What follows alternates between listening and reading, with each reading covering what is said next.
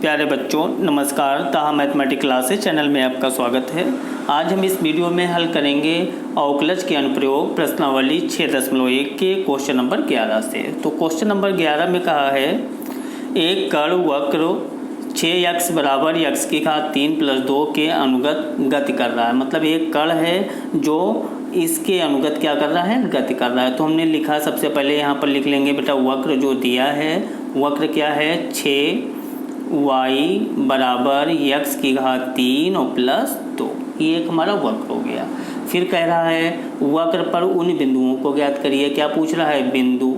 तो यहाँ पर हमें निकालना क्या है, बिंदु। तो बिंदु हमने क्या मान लिया, x और y। x y हमें जो है बिंदु निकालना है। फिर कह रहा है x निर्देशांक की तुलना y निर्देशांक 8 गुना तेजी से बदल रहा है। तो जब कोई चीज़ बदलती है तो बेटा वो समय के सापेक्ष बदलती है। तो क्या कह रहा है, y निर्देशांक 8 गुना तेजी से बदल रहा है x निर्देशांक की तुलना में। तो हम क्या लिखेंगे यहाँ पर, dy/dt। हाँ सही कहा आपने, dy/dt। इसका मतलब बेटा क्या, समय के सापेक्ष बदल रहा है, बराबर 8 dx/ जो है dt हो गया। ये चीज़ समझ में आ गई। अब हम इसको नाम बेटा दे देंगे समीकरण 1। हमें निकालना क्या है, x और y के मान यानी कि बिंदु निकालना है।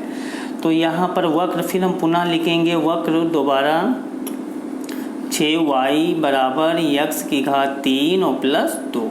अब हम इसका अवकलन करेंगे। अवकलन का है के सापेक्ष होगा t के। तो यहाँ लिखेंगे t के सापेक्ष अवकलन करने पर। तो जब हम t के सापेक्ष अवकलन करेंगे तो 6y का बेटा होगा dy/dt बराबर 3x² x क्यूब का, अब x का होगा dx/dt हो गया, और 2 का कांस्टेंट है, इसका बेटा 0 हो जाएगा। अब इसको हम नाम दे देंगे समीकरण 2। समीकरण 1 का मान समीकरण 2 में रखने पर, तो लिखेंगे समीकरण 1 का मान समीकरण 2 में रखने पर, मान समीकरण बेटा 2 में रखने पर। तो जब हम 2 में रखेंगे तो समीकरण 2 क्या है, 6 dy/dt, और dy/dt की जगह क्या रखेंगे, 8 dx/ बेटा dt रखेंगे, बराबर 3x² dx/ जो है dt हो गया। ये dx/dt कैंसिल हो गया, इसको कैंसिल कर दीजिए। 3 दूना 6, तो 8 दूना कितना हो गया 16, बराबर यहाँ पर क्या बचा, x²। अब ये स्क्वायर बेटा हटा तो ये काहे में आ जाएगा, रूट में। तो यहाँ x बराबर क्या आ गया, √16। तो x का मान अगर हम निकालें तो क्या होगा, +-4। तो x का मान आ गया +-4। इसका मतलब ये प्लस में भी 4 है और माइनस में भी 4 है।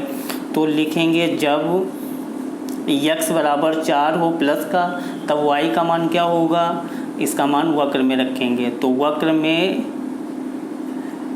6y बराबर x की घात 3 और +2 बेटा इसमें मान रखेंगे x का। तो यहाँ पर होगा 6y बराबर 4 की घात 3 +2। 6y बराबर 4 चौक 16, 16 चौक 64 +2। तो 6y बराबर 64, 2 66, कैंसिल कर लेंगे। 6 एकम 6, 6 एकम 6, तो y बराबर क्या निकल आया, 11। तो यहाँ पर बिंदु जो हमारा बेटा निकला वो क्या निकल आया, 4x का मान था, y का मान क्या निकला है 11। तो बिंदु क्या निकला, 4, 11। अगर x का मान जो है माइनस में रख लें तो यहाँ पर देखिए, जब x बराबर -4 हो तब y का मान क्या निकलेगा, यहाँ वक्र में रखेंगे मान इसका। वक्र बेटा है 6y बराबर x की घात 3 +2। तो 6y बराबर, अब x की जगह रखेंगे -4 की घात 3 और +2 हो गया। 6y बराबर 4 चौक 16, 16 चौक 64, वो भी कहे का माइनस का, क्योंकि घात क्या है विषम, +2। तो 6y बराबर माइनस का कितना यहाँ पर बचा बेटा, 62 घटा दिया। अब इसको काट दीजिए, 2 3 6, 2 3 6, 2 1 2। तो y का मान जो निकला -31 और ये 3/, में आ गया। तो y का मान क्या आ गया 31/3। तो ये जो बिंदु निकला है वो क्या निकला -4x का मान और -31/3 जो है y का मान। तो ये बिंदु हमारे जो है क्लियर हो गए। एक बिंदु ये हो गया और दूसरा ये हो गया। तो इस प्रकार ये क्वेश्चन हमारा कंप्लीट हुआ। अब हम नेक्स्ट क्वेश्चन करेंगे क्वेश्चन नंबर 12। क्वेश्चन नंबर 12 में बेटा कहा है इसने, हवा के एक बुलबुले की त्रिज्या 1/2 सेंटीमीटर प्रति सेकंड की दर से बढ़ रही है। बुलबुले का आयतन किस दर से बढ़ रहा है जबकि त्रिज्या r बराबर 1 सेंटीमीटर है। तो सबसे पहले बेटा बुलबुला दिया है, तो बुलबुला हमारा कैसा होता है गोले के आकार का। जैसा कि हम लोग जानते हैं बारिश में जो बुलबुले उठते हैं वो किस रूप में होते हैं, गोले के रूप में। तो लिख लेंगे यहाँ पर हल इसका लिखेंगे माना बुलबुले, सबसे पहले लिखेंगे माना बुलबुले की त्रिज्या। क्या सबसे पहले मानेंगे बेटा इसकी त्रिज्या हमने क्या मान लिया r, तथा आयतन क्या है इसका v है। माना बुलबुले की त्रिज्या r और आयतन v है, ये हमने मान लिया। अब देखिए सबसे पहले क्या कहा, हवा के एक बुलबुले की त्रिज्या 1/2 सेंटीमीटर प्रति सेकंड की दर से क्या हो रही है, बढ़ रही है। बेटा जब कोई चीज़ बढ़ती है तो वो काहे के सापेक्ष बढ़ती है, समय के सापेक्ष यानी कि t के सापेक्ष। तो ये त्रिज्या है तो क्या लिखेंगे dr अपान जो है बेटा dt बराबर 1/2 सेंटीमीटर प्रति सेकंड। ये चीज़ क्लियर हो गई। अब इसने कहा है कि बुलबुले का आयतन किस दर से बढ़ रहा है, यानी कि क्या पूछ रहा है dv अपान जो है dt बराबर हमें निकालना है। और इसकी त्रिज्या दे रखा है, त्रिज्या r बराबर क्या है, त्रिज्या बेटा r बराबर दिया है ये 1 सेंटीमीटर। तो यहाँ पर क्या लिखेंगे 1 सेंटीमीटर। अब हमें क्या निकालना है इसका आयतन में परिवर्तन की दर। और ये आयतन हमारा काहे का है, ये आयतन हमारा है बुलबुले का। और हमें पता है कि बुलबुला कैसा होता है गोलाकार। तो लिखेंगे v बराबर 4/3 पाई r क्यूब, क्योंकि ये गोले का आयतन होता है सूत्र। तो अब इसका हम बेटा क्या करेंगे, इसका अवकलन करेंगे। अवकलन का है के सापेक्ष t के, तो यहाँ पर लिखेंगे t के सापेक्ष अवकलन करने पर। तो जब हम अवकलन करेंगे तो v का हो गया dv upon dt equal to 4/3 pi r cube का करेंगे तो यहाँ पर क्या होगा 3r²। अब r का करेंगे t के सापेक्ष तो क्या होगा dr अपान dt हो गया। तो dv अपान जो है dt equal to 4/3 pi into 3r² dr upon dt का मान क्या यहाँ पर दिया है, dr अपान dt बराबर 1/2। तो यहाँ पर क्या आ गया 1/2 हो गया। तो ये 3 कैंसिल, 2 दूना 4 हो गया। तो यहाँ हुआ dv upon dt equal to 2 बेटा पाई r² हो गया। अब r का मान हमारा क्या दिया है, क्वेश्चन में दिया हुआ है r बराबर क्या बेटा दिया है, r बराबर हमारा दिया है मान 1। तो r की जगह क्या रखेंगे 1 रखेंगे। तब इसकी जो है आयतन में क्या होगा परिवर्तन 2 पाई और 1 का स्क्वायर, यानी कि dv अपान dt और r बराबर 1 बराबर यहाँ पर क्या हो गया 2 पाई 1 की गुणा करेंगे यही होगा। अब ये बेटा आयतन है तो आयतन को हम कहाँ में लिखते हैं सेंटीमीटर क्यूब और प्रति सेकंड।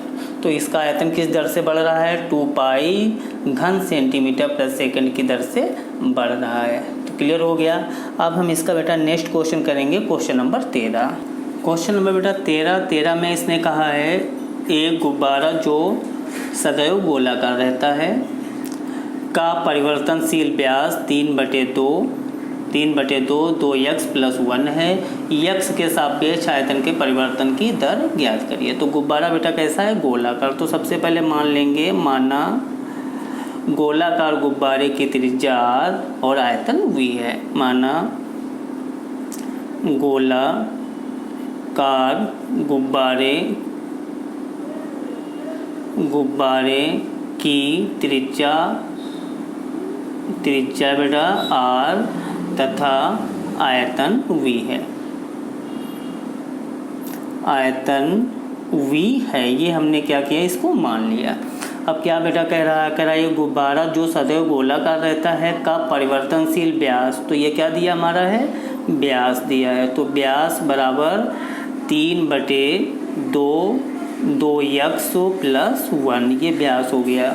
अब हमें क्या निकालना है यहाँ पर बेटा, इसकी त्रिज्या। तो त्रिज्या बराबर क्या फार्मूला होता है, व्यास बटे जो है 2, ये फार्मूला होता है।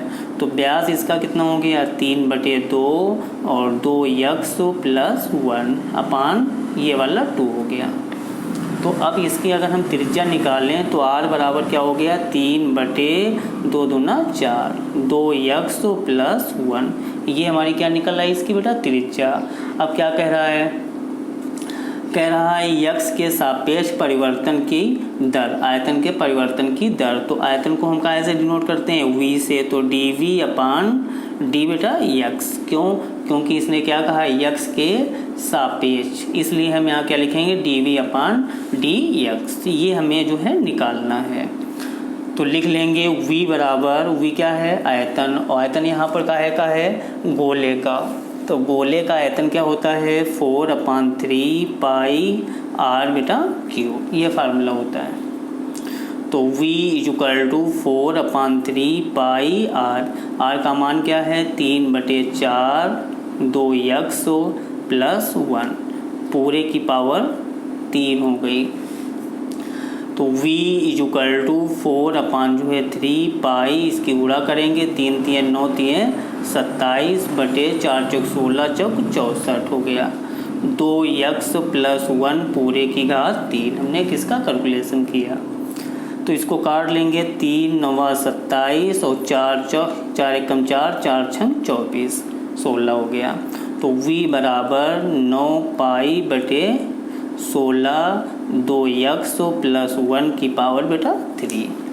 अब हम इसका क्या करेंगे, अवकलन। अवकलन किसके सापेक्ष करेंगे यहाँ पर बेटा, यक्स के सापेक्ष, क्योंकि इसने क्या कहा है, परिवर्तन की दर जो है वो यक्स के सापेक्ष ज्ञात कीजिए। तो लिखेंगे यक्स के सापेक्ष अवकलन करने पर। तो यक्स के सापेक्ष जब अवकलन करेंगे तो v का क्या होगा, dv अपान जो है dx हो गया, बराबर 9 पाई बटे जो है 16, इसका अवकलन करेंगे तो 3 और 2x प्लस 1 की पावर बेटा क्या हो गया 2। अब इसका अवकलन करेंगे तो 2x का 2, x का क्या हो गया 1, इसका हो गया 0। तो dv अपान जो है dx = इसकी गुणा कर देंगे तो 9 3 27 हो गया, इसको काट देंगे, 2 8 16, तो 9 3 27 पाई बटे जो है 8 2x प्लस 1 की पावर 2। अब आयतन है बेटा, तो इसको क्या लिखेंगे, सेंटीमीटर क्यूब प्रति सेकंड की दर से बढ़ रहा है। अब x का कोई मान तो दिया नहीं है, अगर x का मान होता तो यहाँ पर हम x की जगह क्या रखते हैं, मान वो रख लेते हैं। यहाँ पर x का मान नहीं दिया है, इसलिए इस आयतन के परिवर्तन की जो दर होगी वो क्या होगी 27 पाई बटे जो है 8 और ब्रैकेट में 2x प्लस 1 की पावर 2 घन सेंटीमीटर प्रति सेकंड। अब हम इस वीडियो का लास्ट क्वेश्चन करेंगे, क्वेश्चन नंबर 14।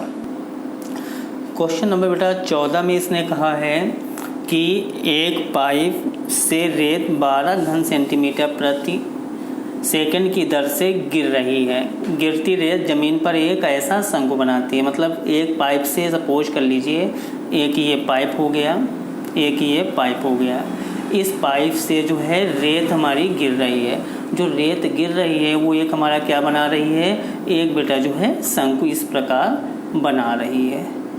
ये रेत हमारी क्या बना रही है, एक शंकु बना रही है, इस प्रकार का एक शंकु बनना। अब क्वेश्चन में क्या कह रहा है, एक पाइप से एक रेत 12 घन सेंटीमीटर प्रति सेकंड की दर से गिर रही है। रेत जमीन पर एक ऐसा शंकु बनाती है, मतलब एक ऐसा क्या बना रही है, शंकु बना रही है, जिसकी ऊंचाई सदैव आधार की त्रिज्या की क्या है, छठी भाग। तो सपोज करो इसकी बेटा हमने ऊंचाई को क्या मान लिया, h मान लिया, और इसकी त्रिज्या को r मान लिया। इसका आयतन क्या मान लिया, v। तो सबसे पहले हम लिख लेंगे यही, माना रेत से बने रेत से बने शंकु, रेत से बनना है ना, तो रेत से बने शंकु की ऊंचाई, रेत से बने शंकु की ऊंचाई h, त्रिज्या बेटा जो है r, और आयतन क्या है इसका v है, v से डिनोट करते, ये हमने मान लिया। अब क्वेश्चन में क्या कह रहा है, एक पाइप से रेत 12 घन सेंटीमीटर प्रति सेकंड की दर से क्या है गिर रही है, मतलब क्या है ये बेटा आयतन, क्यूब का मतलब क्या हुआ आयतन है, तो ये क्या है रेत का आयतन, तो रेत का मतलब शंकु का आयतन, शंकु का आयतन क्या है की दर से गिर रही है, मतलब वृद्धि हो रही है, तो ये हो गया बेटा dv अपान जो है dt इक्वल टू कितना है 12 घन सेंटीमीटर प्रति सेकंड, क्योंकि आयतन है जब गिर रहा है तो उसमें क्या हो रही है आयतन में वृद्धि हो रही है, परिवर्तनशील आयतन है बेटा। अब इसके बाद क्या कह रहा है, गिरती रेत जमीन पर एक ऐसा शंकु बनाती है, मतलब इस प्रकार का क्या बना रही है, एक शंकु बना रही है जिसकी ऊंचाई सदैव आधार की त्रिज्या की कितनी है छठी भाग, यानी कि ऊंचाई जो है h है और आधार की त्रिज्या की क्या है छठी भाग, छठी भाग के लिए हम क्या करते हैं उसको भाग करते हैं, तो ये हो गया। इसको हम अगर गुणा करें तो क्या करते हैं 6h बराबर जो है r हो गया, इसको नाम बेटा दे देंगे समीकरण 1 हो गया। छठी भाग है बने शंकु की ऊंचाई किस दर से बढ़ रही है, क्या पूछ रहा है जो शंकु ये बना उसकी ऊंचाई किस दर से बढ़ रही है, यानी कि डी अपान बेटा dt बराबर क्वेश्चन मार्क्स ये पूछ रहा है, और h बराबर दिया कितना है 4 सेंटीमीटर, h का मान भी दे रखा है, तो हमें क्या निकालना है डी अपान dt निकालना है। तो सबसे पहले लिखेंगे शंकु या रेत से बने शंकु का आयतन, शंकु का आयतन, और आयतन हमारा जो है क्या होता है v, और शंकु का आयतन क्या फार्मूला क्या होता है बेटा 1/3 पाई r स्क्वायर h, तो v equal to 1/3 pi r हमें चाहिए नहीं, तो r का मान क्या है 6h, तो यहाँ पर क्या रखेंगे 6h स्क्वायर है तो स्क्वायर लगा लिया इंटू h ये वाला, तो v इक्वल टू 1/3 पाई, इसको गुणा करेंगे 6 रंग 36 और h स्क्वायर इंटू h ये वाला, इसको काट दीजिए 3 एकम 3 दूना 6 हो गया, तो v इक्वल टू बेटा यहाँ पर हुआ 12 और ये हो गया पाई h स्क्वायर और h हो गया h क्यूब।